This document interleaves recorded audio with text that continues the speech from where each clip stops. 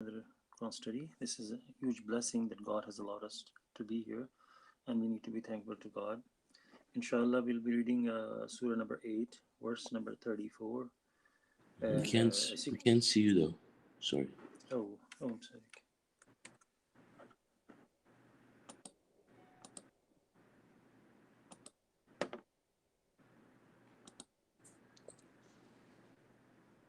Yeah, perfect.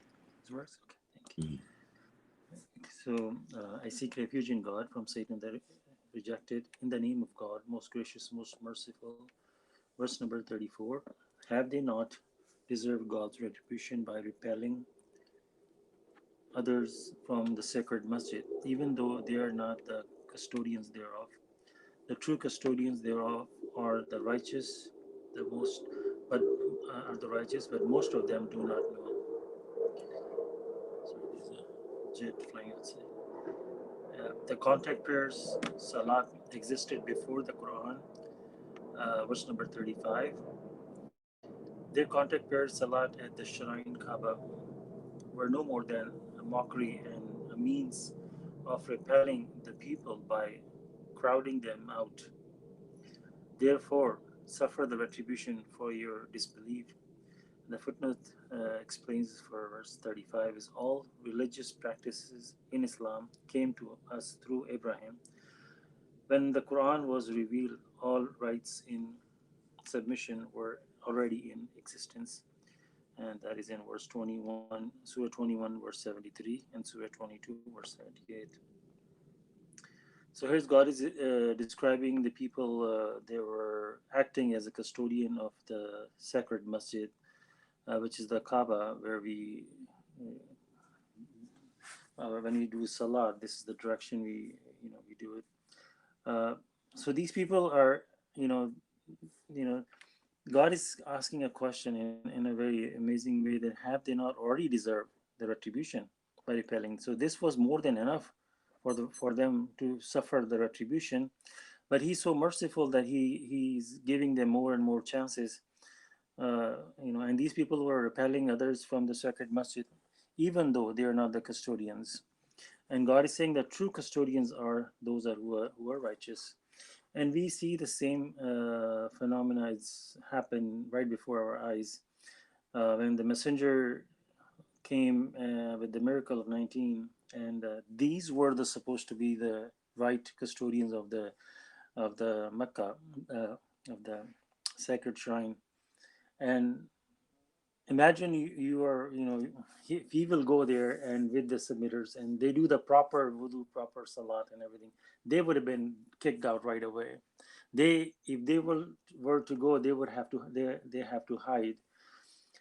They have to do the salat in a place where not a lot of people can see, because they will not accept them, because they are considered as like the people of Qadianis, or they are not allowed probably in Mecca. So these is sort of in that kind of categories. They even put submitters too, that you have another messenger, so you are like them, and they are not welcome. So if we were to go there as a submitter, and we know we have the valid proof, we know the right proper way to do the wudu and salat and everything, we will be kicked out over there.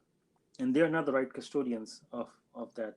Only the righteous people are. So in that sense, these people would have been punished right now in Mecca for their crimes that what they're committing. But God is giving them time. God is the most just. There's a lot of people come over there. There could be some good people that coming over there. uh, God knows the best. And this is where we see the mercy of God. But and then God is telling us the contract prayer was there before even the Quran. I mean, that came with Abraham, and Abraham came way before Moses, Jesus, and Joseph, Jacob. He was the one came before them, and his sons, they started the legacy of the prophethood. So they had it. Jacob had the proper salat that came from Abraham, Ismail, and they all had it. What happened? This is very sad that the fasting has been changed so much in another religions, that they do once every Thursday or something like that, and they have different versions. Even some don't eat the meat. some don't eat this and that, but they eat other things. So it has so much changed that it's not even called fasting. I mean, the word in itself doesn't even describe fast, like, what you're doing. Like fasting means not eating anything, but they're eating other stuff. So that doesn't call it fasting. Uh, and what did we do with our people? So at that time, when the Prophet Muhammad came, already Jesus have came and gone maybe like 600 years ago, and Moses have came like 2000. I mean many 100,000 years ago, and they were in Mecca, and they supposed to know, they should have kept the salat as it came from Abraham, but it was changed so much that it was just the way they were doing it was just a mockery, and the way they were doing it's repelling other people. And I mean, this was just a huge mess. And here comes the Prophet Muhammad, and he's teaching people that your God is one God, that you shall not worship anybody else. I'm the messenger of God, and listen to me and all these things. So what they did, they planned scheme against him. They removed him from. He had to run away at that time for time period, and we see the same stuff happening right now. So he went to Medina and continue his project. And after many years, Quran was completed. Then he came back to Mecca, and it was a victory. And Islam was established. The true submission was established at that time. The true wudu, everything, all these mockery that God is talking about, everything was wiped out. That was the true Islam, back and forth.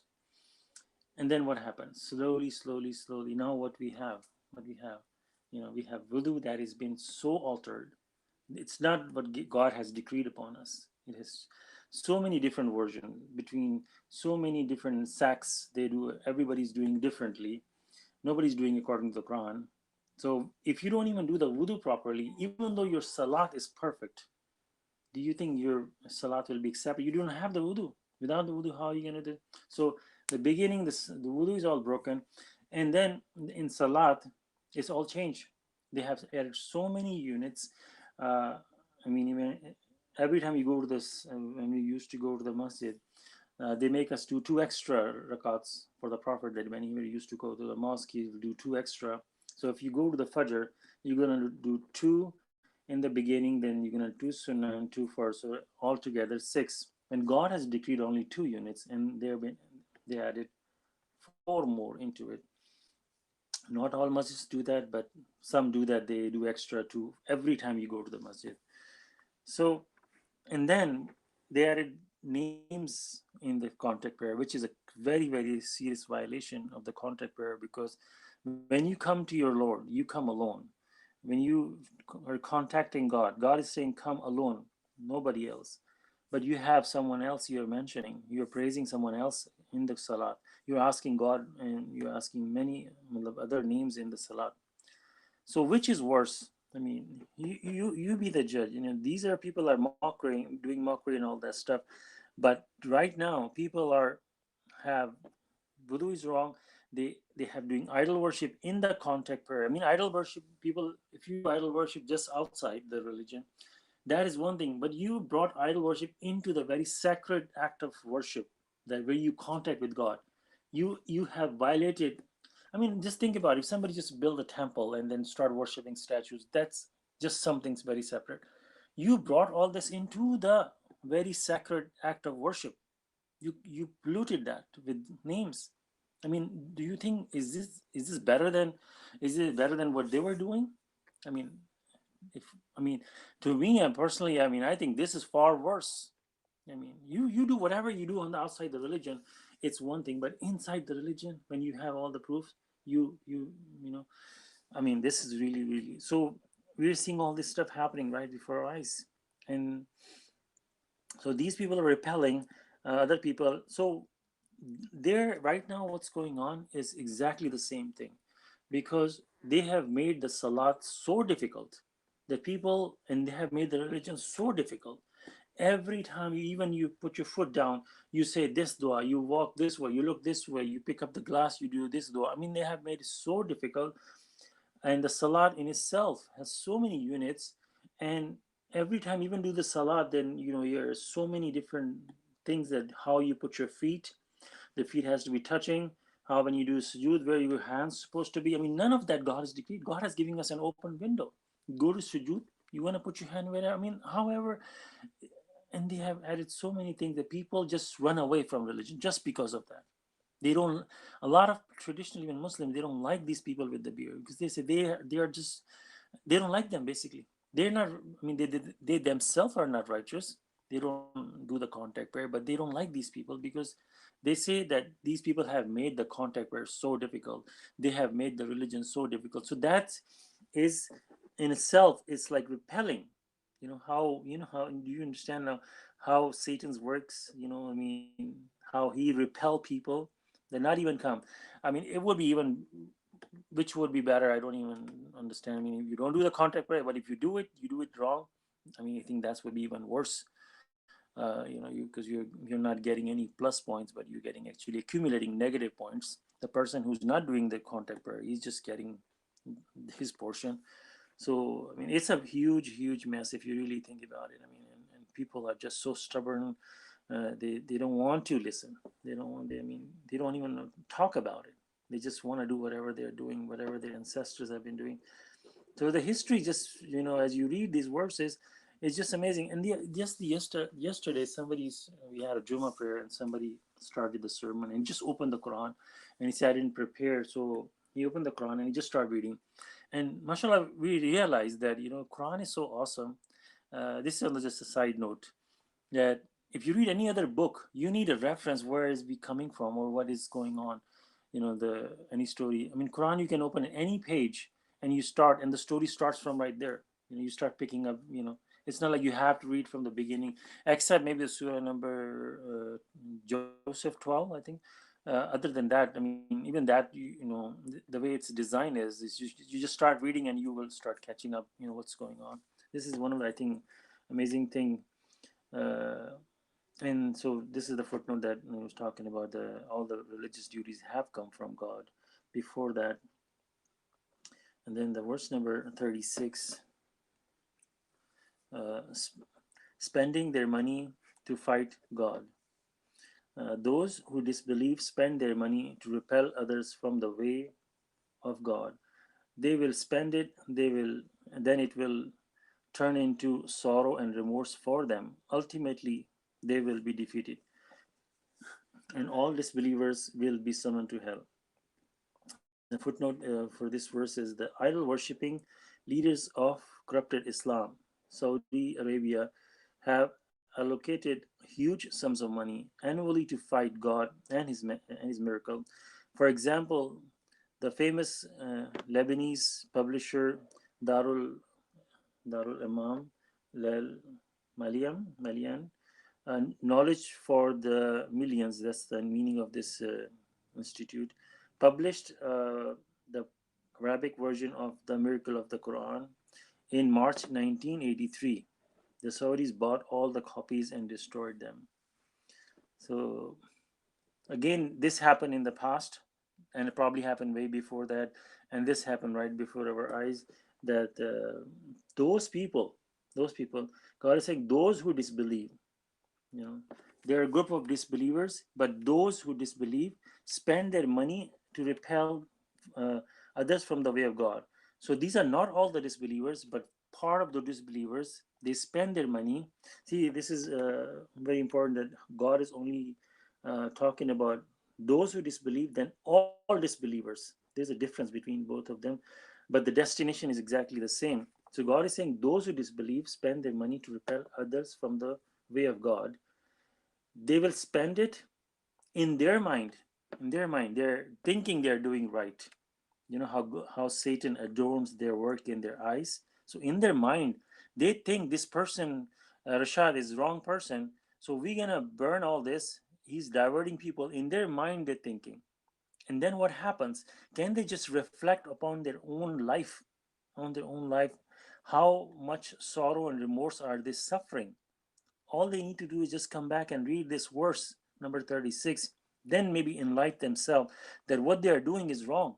Because otherwise, if they were doing it right, then they would have been the happiest people on earth. God did bless these people with a lot of money, but money does not bring happiness. money, if not does it spend in the right way, it's a source of misery. So they can, all they have to do is reflect on their own lives, that what's going on. It's like when you eat food and you don't know if it's spoiled or not, but you say, "Hey, let me just eat it." You just eat a little bit, and an hour later you feel very sick, you're throwing up. Are you going to still continue eating that spoiled food? No, that's a sign for you that food is not good. I need to throw that food away. Similar way, if you are doing something that's bringing a lot of misery, you need to stop.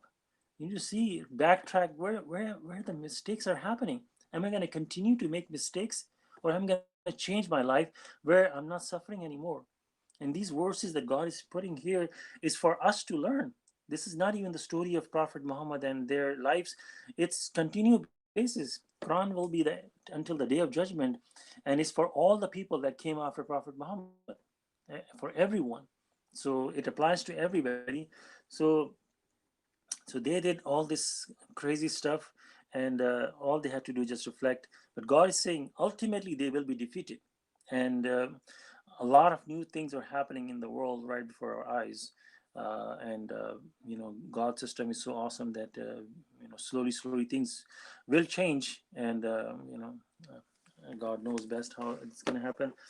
But then God is saying, so see here again, and all disbelievers will be summoned to hell. So regardless of if you do, if you're a disbeliever and you reject all this, but if you're a disbeliever, it's, these people may suffer more because of what they did, but all disbeliever will be summoned to hell regardless of what they. And this is the clear evidence we have that, uh, messenger of covenant, he printed the miracle. I mean, this institute printed the miracle, and they bought all the copies and destroyed. And we, even growing up back home during the 80s and 90s, we saw, especially in 80s, a lot of this talk of Sulaiman Rushdie and Rashad Khalifa, and there was a lot of negative pushback for us. These both names were came up in the news a lot, and they both were mentioned as very, very negatively. They will talk about it in the news and this and that in the masjids, and to propel people from the right path. All these people will have to pay huge sums in the hereafter that they don't even know, those who repel. But those who were repelled by these people, they will have to answer too, because God ends the verse, all these people go to hell. Nobody can say that, my mom told me he was pushing. I mean, you can search on your own to find out, are they speaking truth. You just believed what they say, so you will not be excused. Verse 37, God will swift away the bad from the good, and then pile the bad on top of each other, all in one pile, then throw it in hell. Such are the losers. Tell those who disbelieved, if they stop, all their past will be forgiven, but if they return, they will incur the same fate as their previous counterparts. You shall fight them to ward off oppression and to practice your religion devoted to God alone. If they refrain from aggression, God then God is fully seer of everything they do. Let's think about this word, pile. Uh, when what is this, what comes into your mind when God is talking about that, when you're doing work at home or something, or at a construction site or whatever, you sift bad from the good, and you pile, how you pile up all the bad on top of each other, and then you throw, waste or trash. These are the two words come into mind. I mean, how God is describing those who disbelieve. I mean, we just read that the last verse is, it ends with all disbelievers. So God is not. I mean, we don't know how, is God is talking about those who really repel. These are the bad people, or all of them. I mean, even though even though if they're not all of them, but if you're a disbeliever, regardless, is there is no point of discussion, this and discussion, that how am I better than that? Am I better than these people they're repelling? No. If you're a disbeliever, it's just pointless. you know you have to be submitting to God alone. That is the key here. So how, just imagine on the day of judgment, probably, all these people, how they were going to be piled up. I saw a picture. It was a war picture. Some countries, I mean, it was an old picture, and the soldiers, they pile up people on top of each other. It was just a gruesome picture to see how humans were piled up on top of each other. I mean, and this is in this world. I mean, this is God is talking about in the hereafter. How God is before they go to hell. This is how much humiliation would that be? And when they're piled up, they are not dead. These people are alive. They're seeing what's happening to them, you know, and they cannot do anything. They're powerless at that time. None of their idol will protect. I mean, this picture, if you really go deep down and examine it, just reading is just one thing, you get our information, but if you actually imagine it in your head and play it again and again, and you will see the picture becoming more and more visible, that how much insult that is, how much humiliation that is, and your destination is hell. I mean, how worse? I mean, I don't think any picture in the world can be worse than this. Verse 37. That should be more than enough for the people who fight God. Such are the losers. I mean, this is we don't understand how gruesome idol worship is. It's like a 3-year old. You don't you try to explain something, somebody killed someone or someone did something, because that 3-year old does not have the brain capacity to understand what a crime is, or what you can explain as much as you can, but he will not understand. Similarly, at a present state of our mind, our brain, we cannot completely understand what how gruesome idol worship is. But we have some idea, but we cannot have the complete picture how worse idol worship is. But we take the word of our God, our Lord. He says that this is the he says is gross injustice, and many other verses it describes. So we take the word of our God. Probably maybe in the day of judgment we may understand more how why it is so worse that these people are piled up for a right reason. And then God says, "Tell those who disbelieved."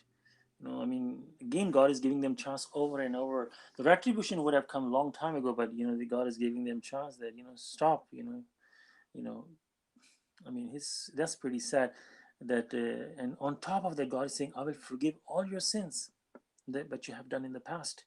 I mean, this is whatever have they done. And then after that they stop and they submit and they do their best to be obeying God. Imagine what a difference that would be. God is giving them chance upon chance, but if they return, then they will incur the same fate as their previous counterpart. So even if they change here and they're forgiven, but then they return, it's going to be the same. I mean, there is no. I mean, to me, it's like if you. I mean, there's a level of hell. I mean, we cannot even discuss pit of hell or higher hell or middle hell or whatever is going on. It's just all bad. Yeah, the pit of the hell is going to be far worse, but we should not even yeah, this is I'm better than you. There's no better or worse in there. I mean, it's all it's the picture is so gruesome about hell. uh, you shall fight them toward of oppression. So if these people are causing oppression to some other people where they cannot do their prayers and their business and stuff like that, so God is telling them you have to fight off if you have the abilities so they don't oppress these people, and so they can practice the religion devoted to God alone. So, and if they refrain from regression, then God is fully. So, again, at this point, God is saying that you fight them so they don't oppress you.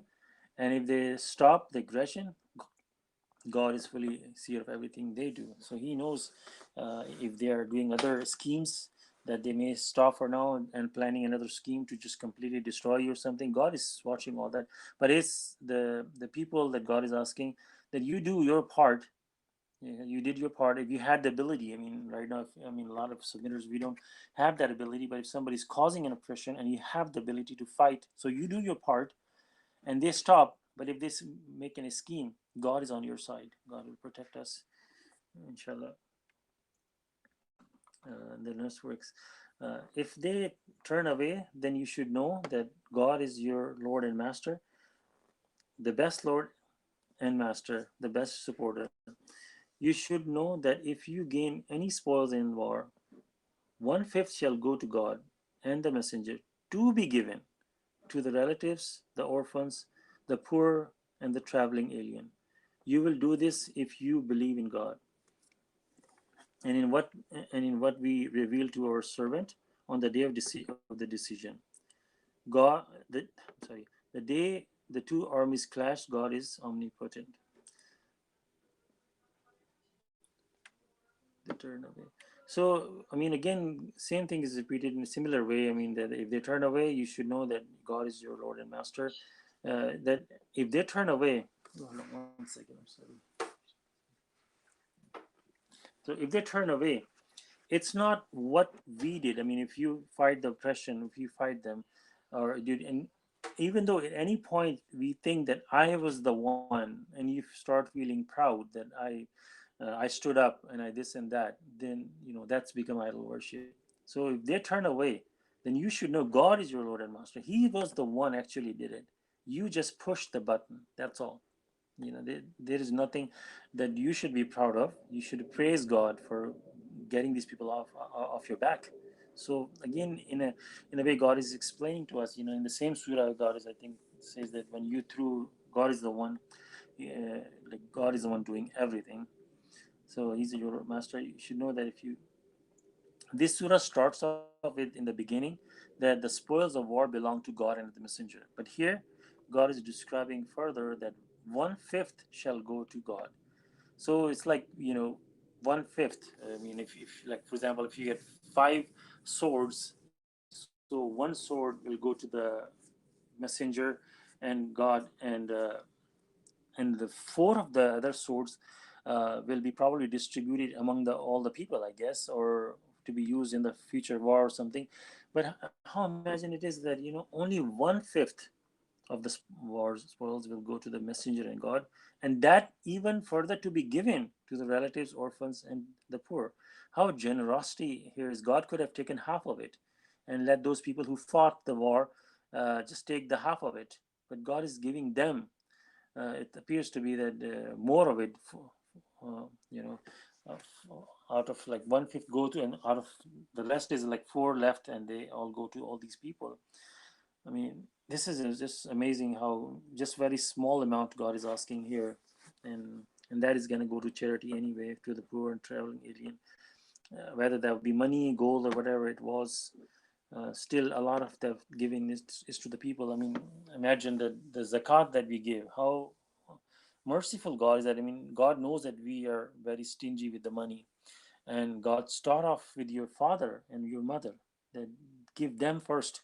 We love our parents, and if they're suffering with the money issue, you know, amazingly, you give them the money. I mean, they're still in your home.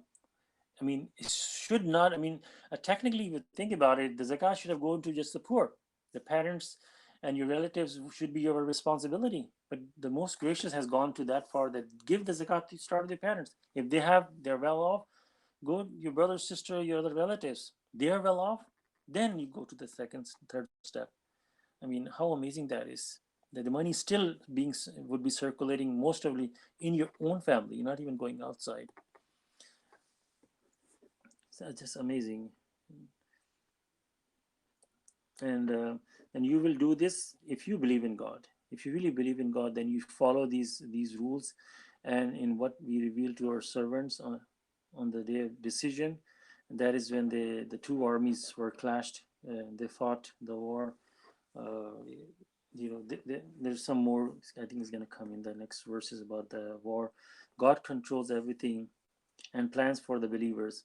Recall that you were on the side of the valley while they were on the other side. Then their caravan had to move to lower ground. Had you planned it this way, you could not have done it.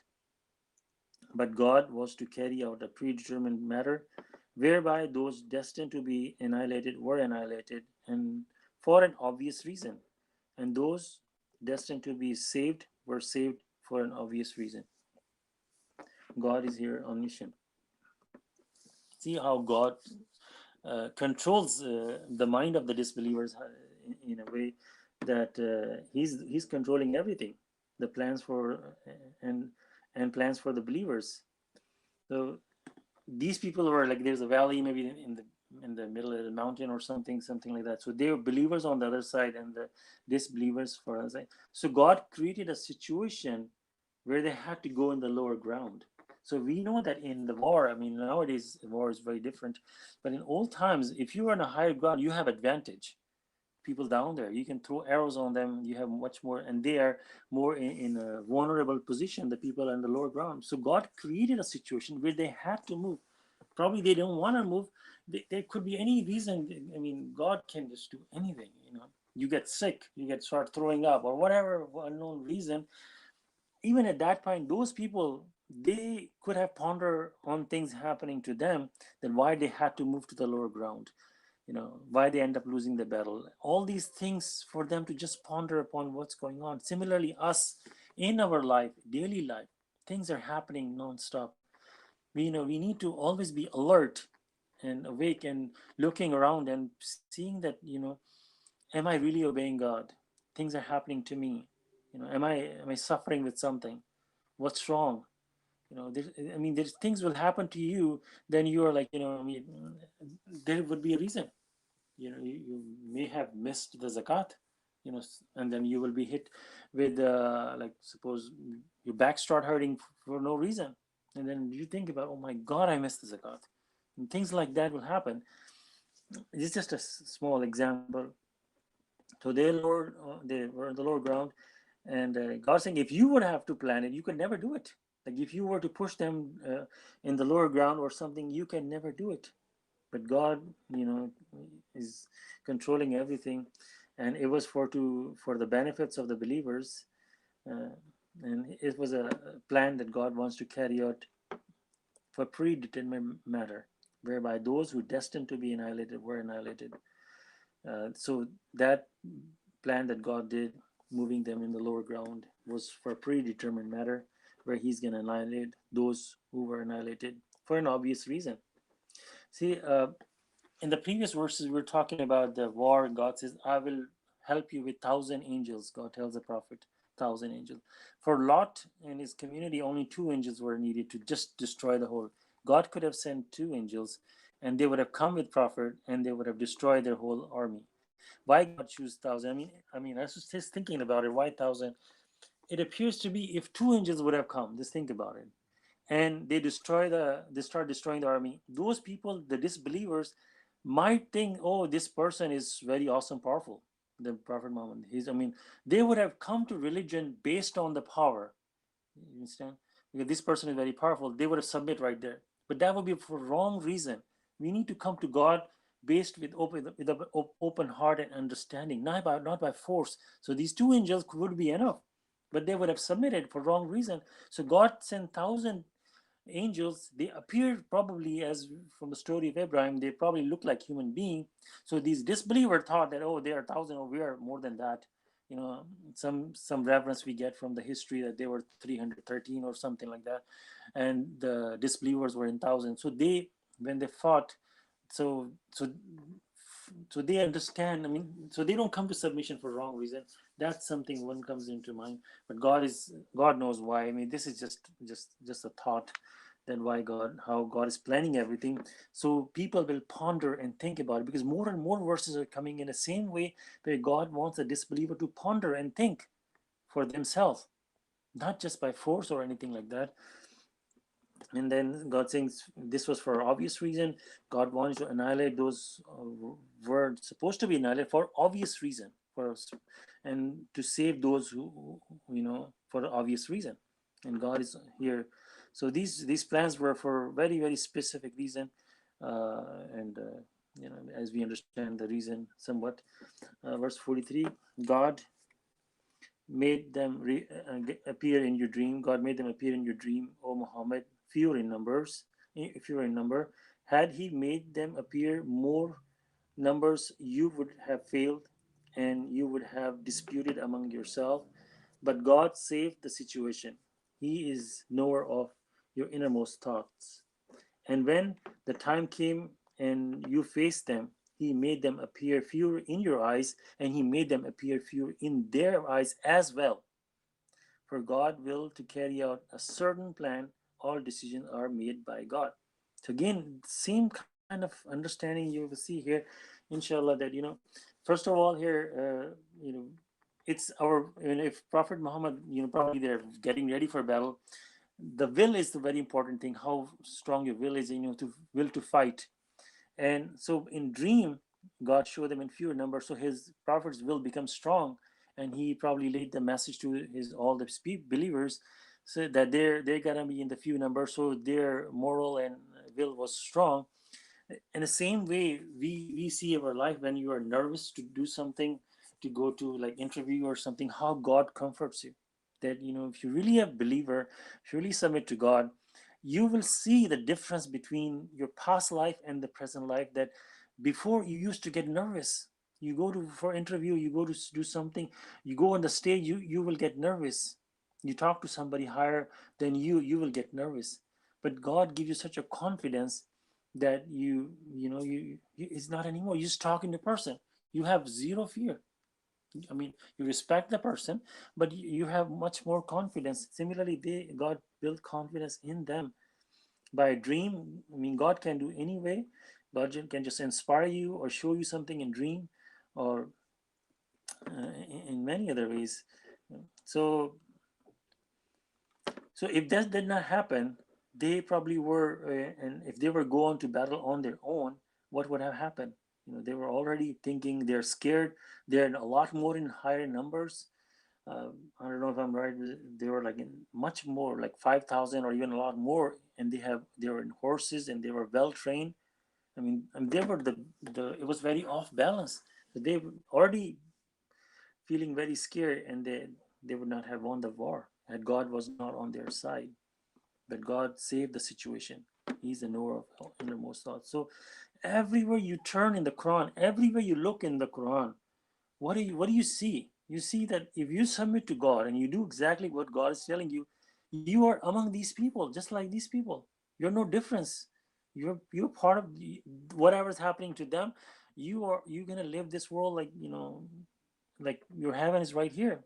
Everywhere you look in the Quran, you see the same system is being explained to us through the different stories from the past and the prophets and everything. And here God is saying that, and when the time came, what he did was he made the believers, he made them appear fewer in your eyes. So here's Prophet Muhammad coming, and the believers are coming, and they look at in the front, and they were maybe in thousands, a lot more, but they appeared in small numbers. So their will is strong. They want to fight. I mean, God is on their side. And why did God made fewer as well in their eyes, the disbelievers' eyes? God could have does the opposite, that the believers will see the disbelievers will see the believers, and they will appear in far big numbers, right? So if that would have happened, the same phenomenon will happen, that people, these disbelievers, may just drop their weapons and they submit. But that would be again for the wrong reason, with the fear that they're gonna die. So let's submit to this supreme power.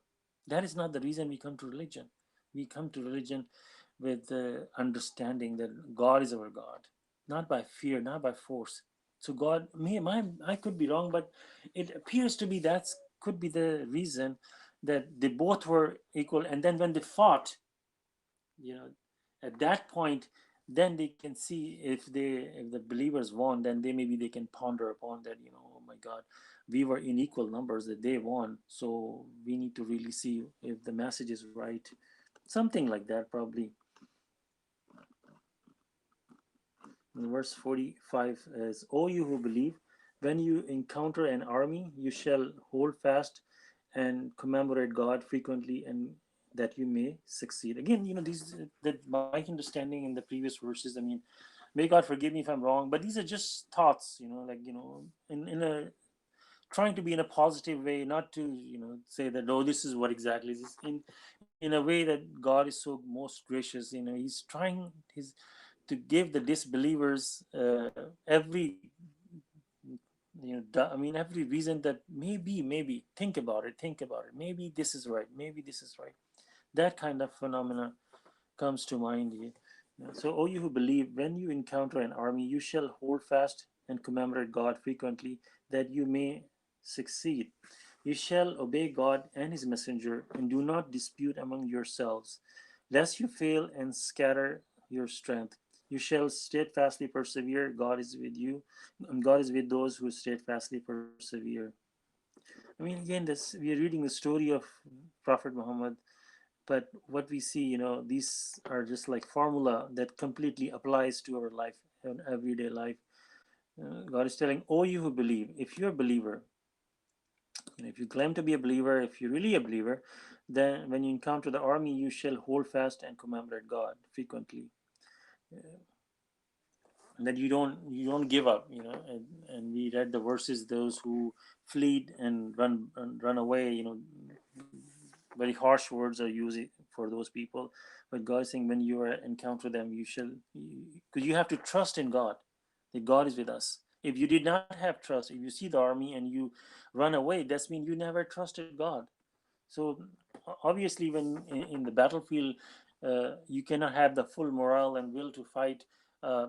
You will have a little bit fear inside you, which is we are human, but you have to fight that fear and stand there, even though try to be as you know how they say, be a just act. Even though your heart is like maybe not comfortable, but you stand there because you say, I'm gonna trust God. That's it. Even though I'm not feeling my full will right now, but I'm gonna trust God. So what happens is, God is gonna strengthen you even more. So that's the test. Because if God take away all your fear and you face the army and all the negative thoughts are gone and you're fighting, then there's not a point. I mean, then God could have just won the war for you. God gives you a chance to improve yourself. That God will probably leave some fear or something like that. That where your trust is tested, in that sense. Then when you do all these things, then you come out on the other side. Then at that time you're done with your test basically. And that same thing happens with us. When you say, I submit to God alone, God will test you for sure. Yeah, I mean, God could have just, it's the minute you say, I submit to God, God starts your happy life right away. But no, you have to go through that refining process. Probably same thing for them. God is telling them, you have to stand your ground the same way. And then you shall obey God and his messenger, and do not dispute among yourself. All these things are written in the Quran for people to follow. You know, you cannot dispute among yourself, basically, period. Especially if you have a messenger among you, you go take the matter to him, lest you fail and scatter your strength. So in any army, we know that, or any organization, when they dispute and start fighting, even though like in elections, if there are two strong parties are standing, one party start disputing among themselves, what's going to happen? They're going to break in half. So the other party is going to win anyway, because now your strength is gone. Same way God is teaching us, that you have to stay fast.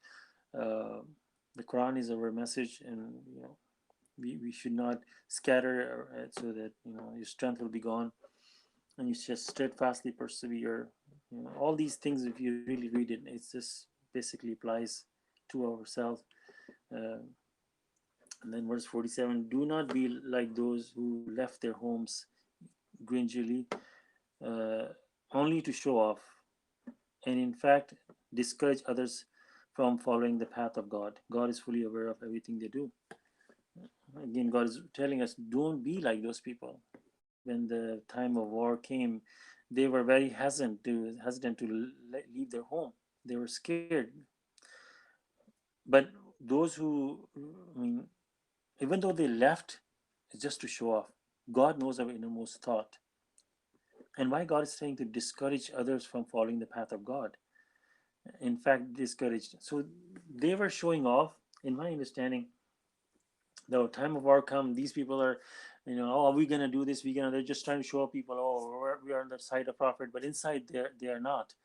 And so when they went over there, maybe or something happened, they run back, or they because they didn't want to fight, they end up losing their life, or they came back and they just, what is all this gonna show to the newcomers? Oh, these people are not even strong. That's why when the messenger was discussing the matter, when about the verse that don't speak higher than the something like that, then your voice does not raise the opinion of the messenger, something like that. Your voice should not be higher than messengers, things like that. So he said that if there's a new somebody comes in our masjid, and he says, and he sees that someone is insulting the messenger or speaking loud, what he's gonna see? He's gonna see that, oh my God, this he's gonna be discouraged. Look how these people are acting. They're disrespecting the messenger. So he's gonna leave. So when he leaves, all his sins can be carried out by the person who was screaming. So that's why the verse is something like, all your works will be nullified. So you will carry his burden on your shoulder, and all your work will be nullified.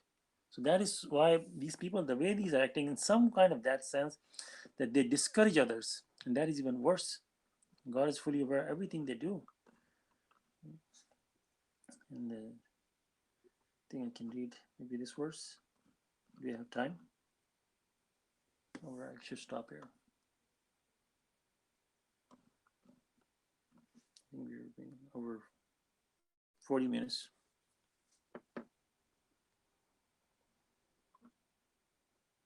I guess inshallah we can stop here on verse 47. And then there's verse there so long.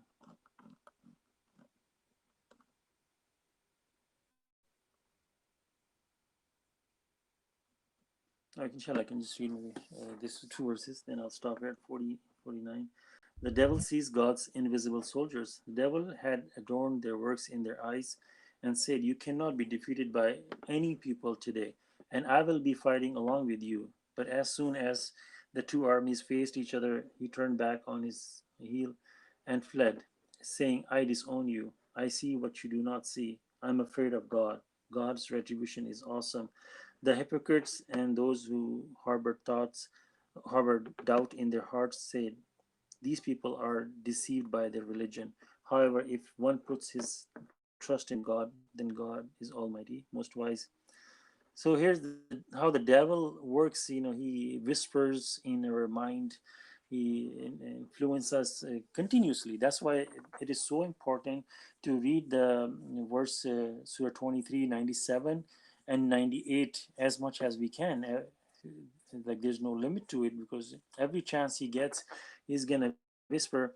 So he was inspiring these people, adorned their works in their eyes, and he said to them, I don't know how it was communicated, but God is saying he said to them, so they were witnessed by that somehow, that he was encouraging them, telling them that you cannot be defeated by any people. So he was trying to comfort these people, and to make them believe that they're gonna win, and I will be fighting along with you. I mean, just imagine he's himself is gonna be fighting, where God is sending messenger, the angels. What a power difference that is, I mean, he's telling, and then when he saw the angels coming, he ran away. This is the power of him, his and versus the power of God, and his angels are. I mean, we don't even know the numbers of angels. Angels themselves don't even know how many there are. It's the massive number of angels in the God's kingdom, and just those few of them came, and he ran away. And he's saying, what he's saying, you know, here he's saying, I'll be fighting along with you, but as soon as the two armies faced each other, he could see the angels because he's himself was an angel, so he can determine, he can see, oh, there are, I think there was mentioned before, 1,000 angels, or could be any other force that God sends. So on the Muhammad side, there was not only just people standing there, but there were forces of God with him. So what he does, he run away. He cannot fight them, saying, I disown you. So, and God tells us in the other places in the Quran that the Satan will disown you on the day of judgment. He's a stubborn liar or something like that. God says, I don't know how it's happening, but he's inspiring them or telling them that what he see they don't see. If And my idea is, if devil was visible to them and they're communicating, they might have switched their religion by when he left, when they saw devil leaving, running away, and then they would have, accept submission. But it's probably inspiring these people, and when they saw he run away, and he said, I'm afraid of God, and God's retribution is awesome. So that part I could never understand, why, if he's afraid of God and he understand God's, and he saw God and he know what's going to happen, why he's so continuously doing what he's doing. uh, many theories come into mind. The number one, probably the ego. And once you leave God's system and you disobey God, God will push you in that direction. It's like you lose your control. So there's so many different theories about that. And also is one theory that he thinks that what God asked me to serve these people, I'm going to show God that they are so worse people that that I am right, that these people are not worthy of being served. And when I'm proven right, then God may have mercy on the day of judgment. All these different theories, I think Message of Covenant has also explained some, but we know the ego is the number one for us. That if you disbelieve, if you walk away after seeing the truth, then you walk in that direction, and God will push you in that direction all the way to hell.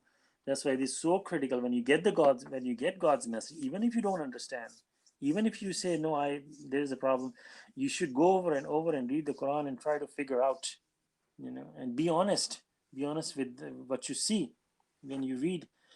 Be sincere with God, and all these things are really required.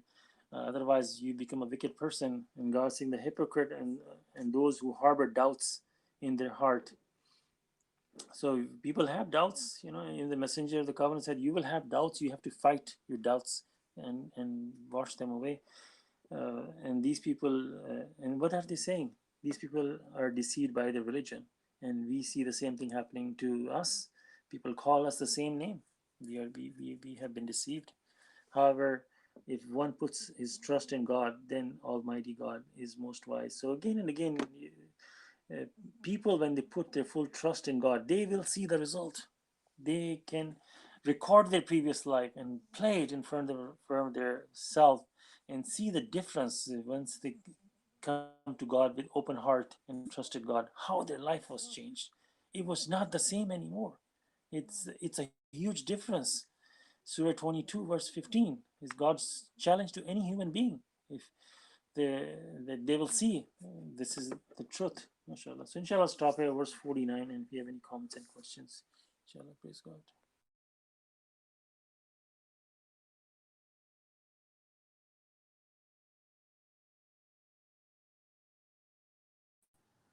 Thank you, mashallah. Yeah, mashallah.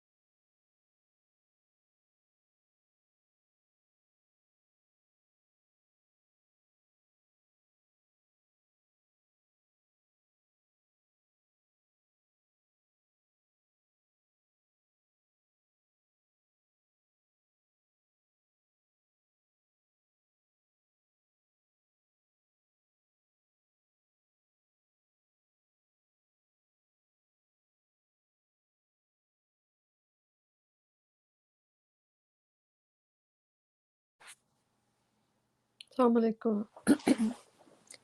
Yes, I just wanted to make a comment regarding, verse 42.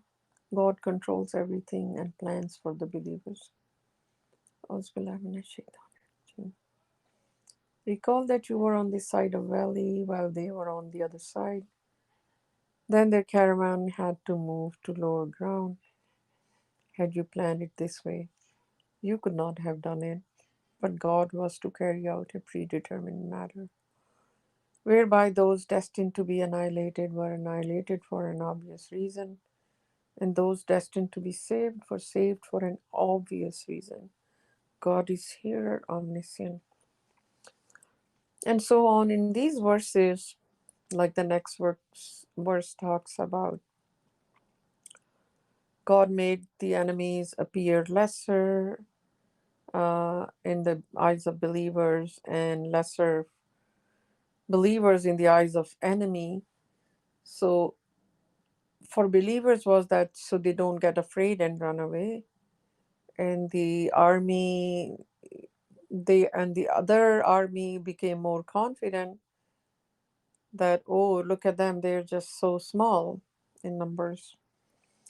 And still God defeated them. And so this was a miraculous happening here. Basically, everything in life, this is just an example. God supports the believers, and God controls everything and plans everything for believers. Because sometimes, when we do the Salat prayer, we ask God for guidance and in the right path. So we don't know sometimes, like, we know the right path is following God's commandments, submit to God's will, submit to God alone. But every day, sometimes we do things. We think we're, randomly did this, we went this way or that way, whatever. And if something is not good for us, God divinely intervenes and plans for the believers because they say to God in their prayers, you alone we worship and you alone we ask for help. Guide us in the right path. So guidance is not just the guidance of faith, but guidance in every aspect of our life.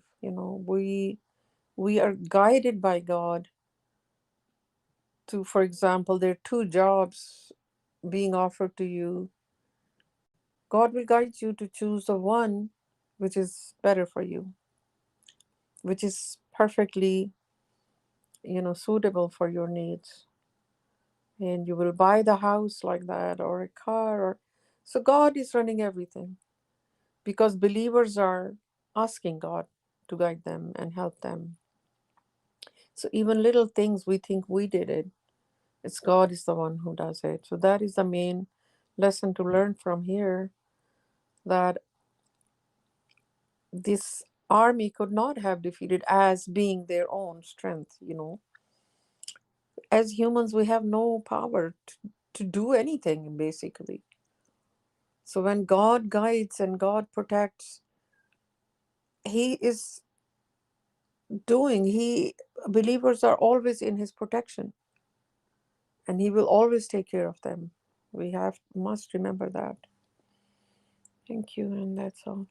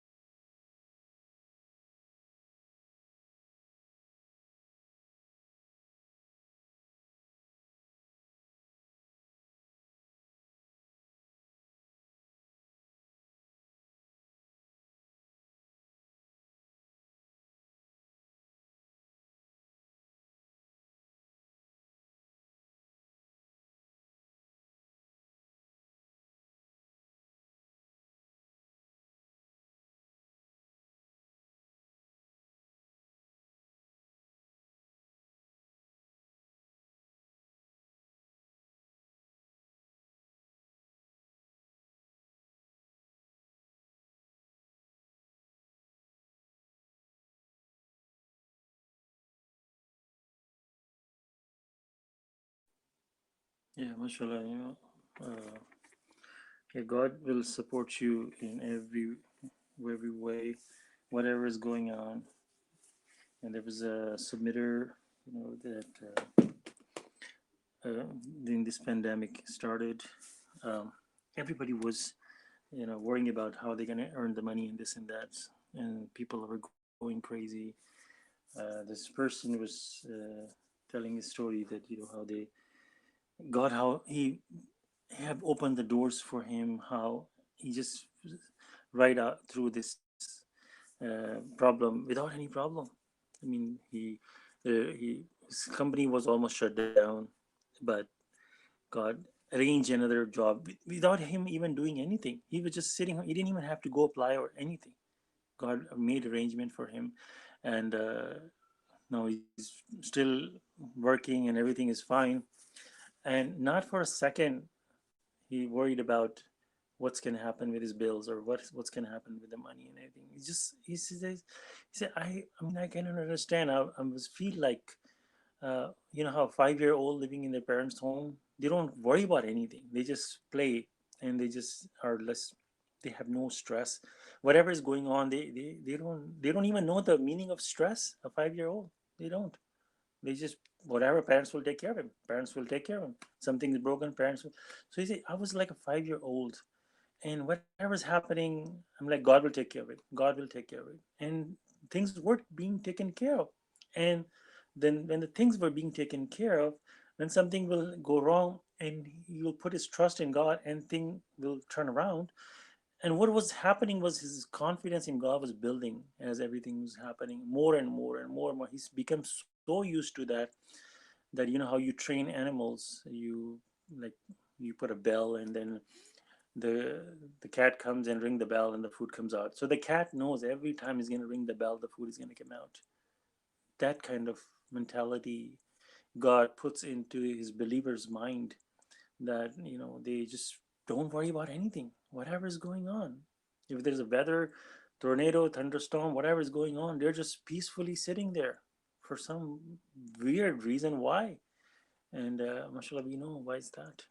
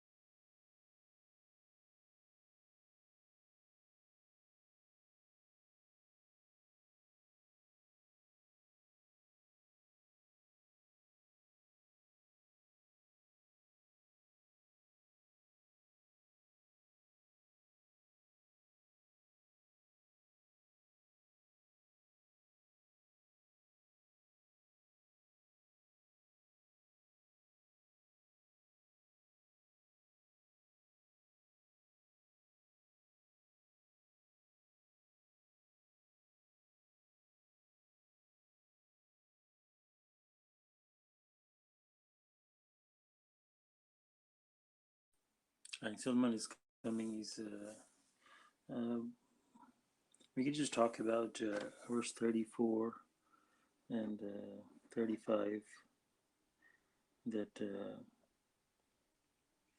I mean, what's going on in the world right now, it seems more and more appearing that before, like maybe 10, 15 years ago, it looked impossible, but things are changing throughout the world in such a fast rate that it may happen right before our eyes. Uh, I don't have to just say that, which country and how things are happening, but it may change and maybe, God willing, in the future, the true custodians of the sacred masjid may be the submitters or those who truly believe in God. It's very possible that we'll see that, inshallah.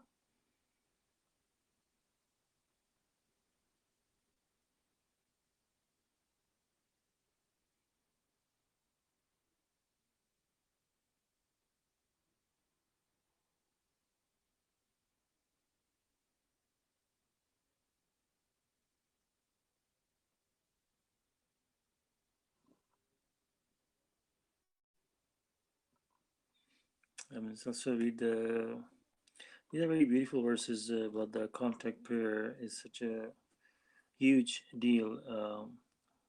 Surah number 74, verse 40. While in while in paradise, they will ask about the guilty, "What brought you to this retribution?" They will say, "We did not observe the contact prayer salat. We did not feed the poor. We blundered with the blunders.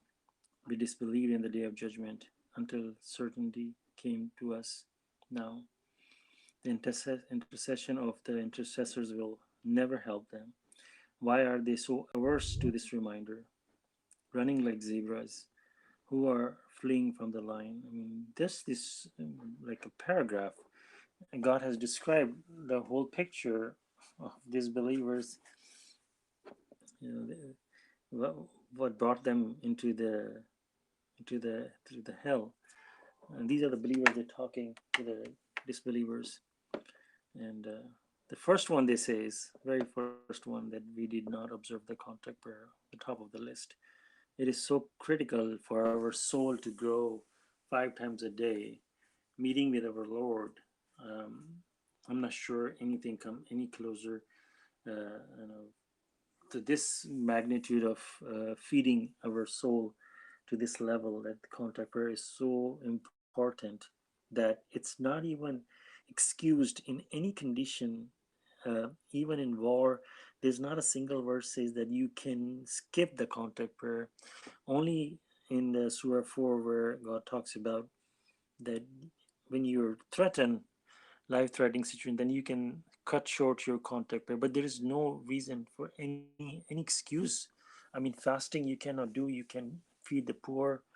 If you don't have money, you can skip the Hajj or means to travel, or basically there's nothing for the contact prayer. You have to do it. Even if you were sick, you have to, whatever the limits you have in physical means, you do it. If you cannot prostrate, you in imagining you go to you bow down, and you can just probably imagine you're prostrating. But there's no excuse for anything. Even if you cannot get out of your bed, you're paralyzed, you can do it in your mind. I mean, there's no excuse for a contact prayer. It is so critical. So it's something that is so crucial to our salvation, and they have messed it up here. And that's before Prophet Muhammad. And when after that we see now, I mean, such a valuable thing, huge valuable thing. And what they did, they have again changed it so much that before even you stand before your God, your wudu is completely altered, to the point that it's not, you cannot, I mean, if God says uh, 2, you do 2. You don't say, can I do 1.5, or can I say 2.5? When God says you wash your face, elbow to the arms, and your head, what do you call that word, massage to the head, and then wash your feet, that's it. I mean, there's nothing else you can add or subtract.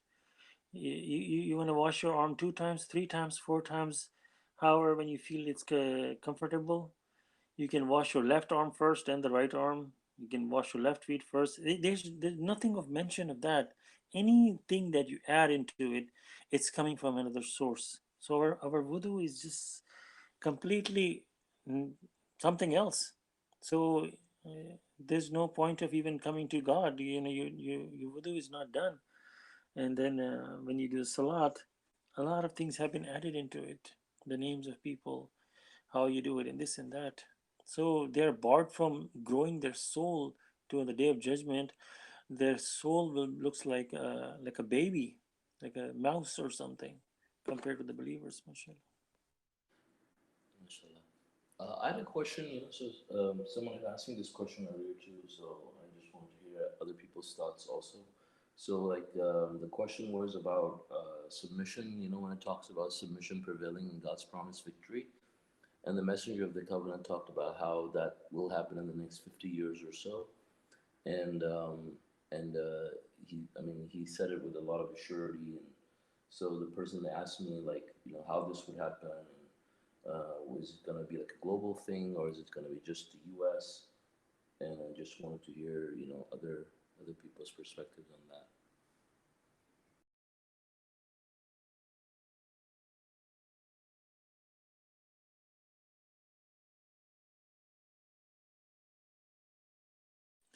It's as the messenger of the covenant says, this next 50 years. I mean, it's understandable, uh, but when we know the formula. The true saviors are minute of the minute. The true believers are minute, not all of them. So maybe people will accept the submission. They will, they say that, yeah, this is the right path. We don't know how much they're gonna come to the submission. Maybe they will understand. Maybe this stuff that started COVID-19, that's part of God's plan to show people His powers, and so that people might accept submission. But to be coming on the other side, it's very minute of the minute. 1,000 people can submit to submission, that we're gonna worship God alone. But how many gonna people gonna pass through this whole test? A lot of people gonna fall out, dropouts, and all that. So maybe a lot of people will accept it, but I don't know how many will come out on the other side. Mm-hmm. Yeah, I think, well, like, one thing I also see is, like, people are doing, as a result of all these events around the world that are happening, people are starting to search for the truth about different things. People are not just everybody is just hooked to the mainstream media for all their information. People are going online searching for things, doing their own research, not believing everything they're hearing from everywhere. And I mean, obviously, you're seeing the religious cults are getting more and more exposed as a result of it too. And I mean, there's several forces that are working into this. So like, it does say that people will embrace God's religion in throngs, and like the messenger talked about how when submission will become more and more popular, you know, many people will jump on the bandwagon. Obviously, their ranks will not be the same as those that who joined, as people who were, around the time of the message when it was new and were persecuted and all that, and were the from the first generations. But they will be people that will accept it as a result of the mathematical miracle of the Quran. And so obviously mathematical miracle plays a huge role. And I think, as you said about, for example, COVID, having the signature 19 there as well is a huge thing in itself. But yeah, I mean, but you can see slowly how this is happening, right? Like, for example, like before 9/11 happened, people didn't even hear about the Quran, right? And then suddenly Quran became the best-selling book, suddenly in the U.S. When 9/11 happened, because people were curious and they wanted to know, and as a result, many people converted to like traditional Islam, right? But then it didn't stop there. Obviously, these people, started going to these traditional mosques and stuff, and then they started seeing the inconsistencies.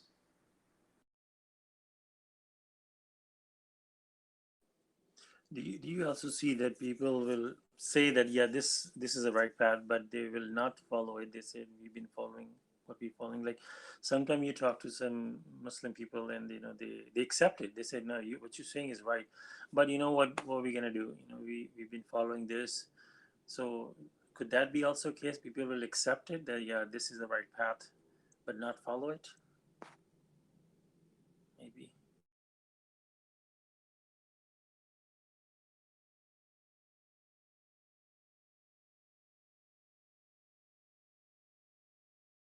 As the world has seen the last 100 years or maybe more, that a lot of powerful forces in the world, the armies were defeated by smaller armies. Then itself, they probably were not righteous, but God shows how, like, sometimes one army is so powerful that their people become so arrogant, but how God shows them their defeat so they can ponder upon themselves that God is Almighty, most powerful.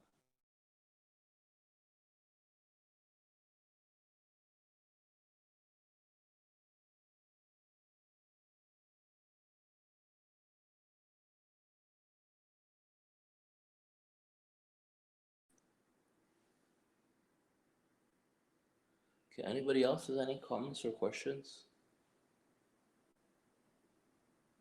I think Huda has some comments on that.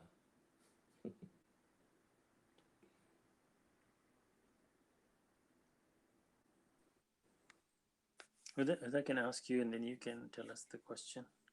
Sorry, what was that? Huda can ask you. If she's being shy, then you can tell us, or post it on YouTube. Right. Okay, sounds good. So thank you. No, so thank you all for joining us. God willing, our next study is going to be on Wednesday at 2 p.m. Pacific time. And God willing, our teacher, I believe, is going to be Nudrat, right? Inshallah, yes, it's my turn. Okay. All right, thank you all. God bless you. Assalamu alaikum. Assalamu alaikum. Assalamu alaikum.